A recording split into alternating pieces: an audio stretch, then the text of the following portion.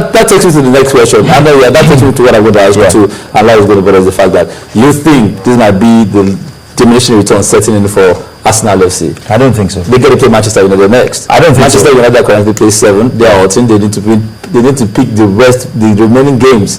I don't think they'll try and finish 4th. I don't think we're giving Brendan Rodgers all of the credit he deserves.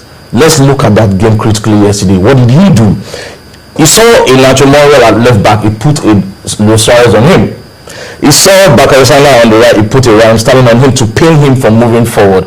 And he protected his back four with Henderson and Gerrard. That was massive, allowing Coutinho to have all the freedom. And then he pushed Sturridge down the middle, who had pace to work Koscielny and Mertesacker. Now, 2 things happened that changed the course of the game. Scoring that first goal in the first minute, and then scoring another goal in the 9th minute. That changed the complexion of the game. It meant Arsenal had to come out. As Arsenal came out, they kept leaving spaces at the back, gaps at the back. Coutinho just kept on exploring it and kept playing those balls into space, and then it was a masterclass performance. Let's give it to Brendan Rodgers. He outclassed Arsene Wenger yesterday. So that means Arsenal is not championship stuff then. You don't do that against a Real Madrid. As I said, the game changed in just 10 minutes when Arsenal actually considered those goals via set pieces. Ordinarily, Arsenal's defense has been, they've held their own, the best in the league. Over the course of the season. Is it safe to say that they're still in good stead to win the league? Fantastic position they are in. Just the point of the leaders. I mean, Chelsea, was it a week and a half ago, were the ones that dropped points. City have dropped successive. I mean, they've picked a point out of 6.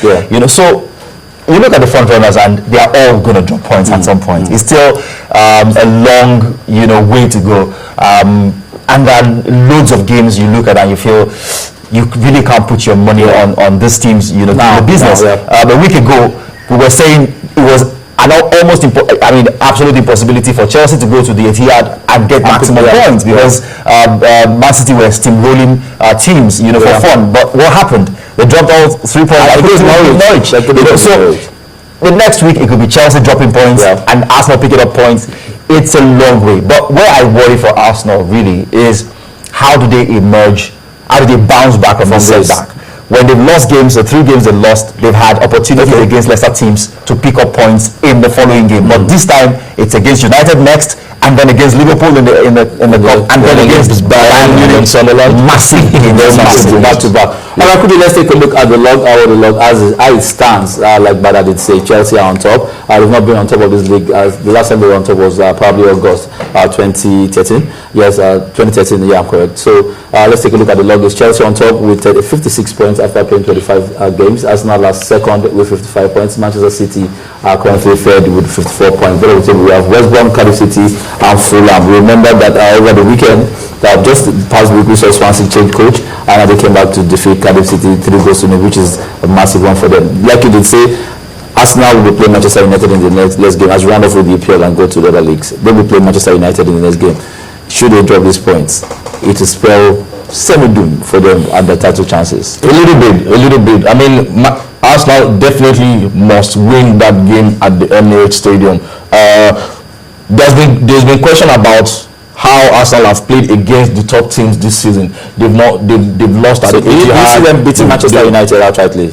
No, it's not. There's nothing cast in stone. But Arsenal needs to bounce back from that defeat. But do you see them beating Manchester United? I think the key thing going into those games is the mentality of Arsene Wenger. A lot of times, the way he sets his team up, he appears that he doesn't believe genuinely that Arsenal can get points off teams like that, which is why in a long while Arsenal hasn't beaten United in the league. So something has got to change psychologically going into that game. It could be losing scandalously to Liverpool that changes things for them, and they go in there and feel we must die to beat United, and they do it because they've got the quality. Look at the teams that are beating United. Are they as good as Arsenal? Answer is absolutely no. So Arsenal have got to believe that they've got the quality to beat this United team, and if they do, they obviously can do it. And they make the game very interesting. The game is on Wednesday night and it will be live on different television stations, whether that means you're going to watch it. That said about the EPL, we'll go on straight to the Spanish La Liga. So many games were played in the Spanish La Liga. Games that were played down today will be Tottenham taking on Everton.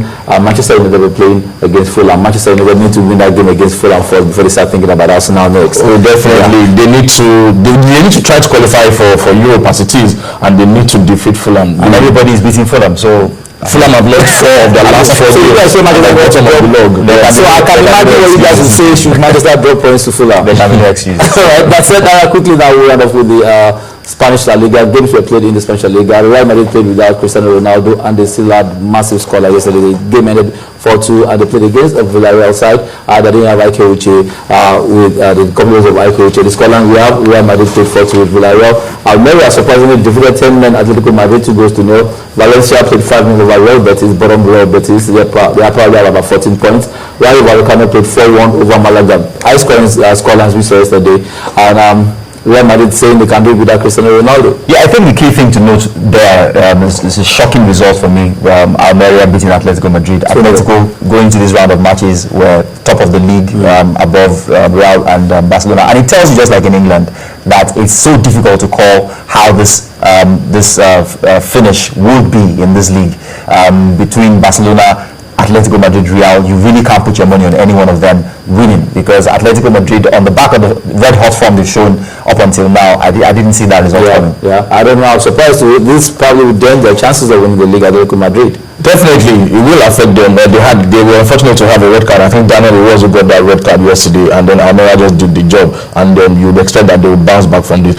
Atletico Madrid, they've been one of the most consistent teams in the Champions League and then in the Spanish La Liga as well, and they have a consistent, a compact team, so to speak. So you expect that Barcelona will win their own game today, and all of them and you put based on goals difference, and all of them will be on 57 points. So it makes it interesting, unlike the German league and the Italian league that are almost rounded off. Alright, I say thank you. That's what the board looks like. That's Real Madrid on top with 57 points, Atletico 57 points, and Barcelona looking to go ahead with 57 points. We need to go right now. I say thank you guys. I'm looking forward to that game, Manchester United. I wish you could say something to Ken right now, because he's not going to allow you guys to get the last of it. The truth is, until the Manchester United game, Arsenal a second, 15 points of United. That's a fact. That's the bottom line. That's a fact. Alright, that's like there's actually nothing Ken can do on this. Even if he brings all the matter into this matter, there's no way I think they will get a result at Emirates. You think so? Alright, let's say guys, thank you, fantastic stuff. We probably should do it again next week. Also, let's say thank you for being a part of the segment. But don't go anywhere. Ken is going to come back and say something. Tell you about what happened to Arsene Wenger. He slipped and he fell. Some people claim that he was dizzy after the loss to Liverpool, but some other things and human angle action and Super Bowl gist that he will also bring to you. So we're asking you to go anywhere and join us again after this break.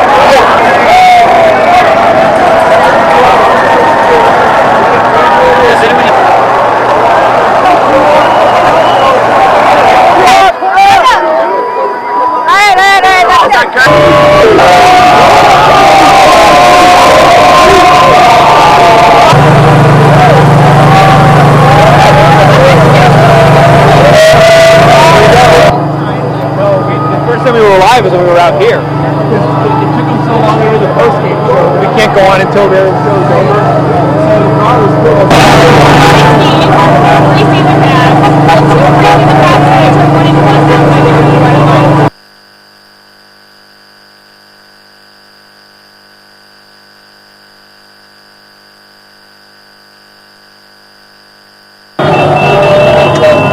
Thank you very much.